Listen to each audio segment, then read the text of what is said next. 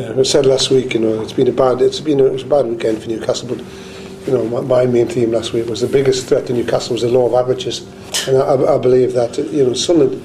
It's 41 years since Sunderland beat Newcastle in the top flight on their own ground, and it had to come to an end sometime.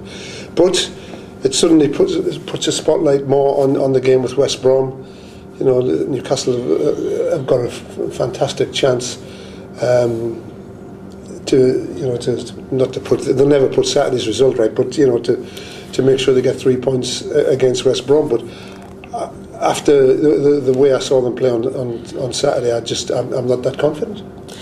Well, I watched the West Brom.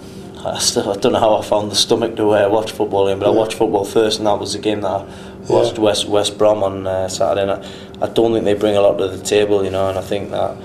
I saw a little bit, Lee. I saw create a few chances, which I thought if one of those had gone in, things might have been different. What was that? I just think that Hull.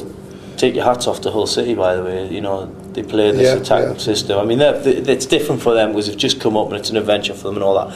But they play this attacking system with a 4-3-3, and they just went for it against West Brom. And I think Newcastle, they've got Barton back, they've got Gutierrez back, they've got Nzogbia there if they want him. You know what I mean? They've got the attacking sort of runners like. And Martins normally does better at home than he did on Saturday. I'm quite confident that we'll beat West Brom, and they've got the monkey on the back in terms of getting this 3 points that they haven't got since August. So I think if they can get it here, then hopefully push on. I'm deeply concerned about relegation because 6 points going into November, that's bad news. It works out to 25 points at the end of the season, which would be 18 short of the lowest ever total.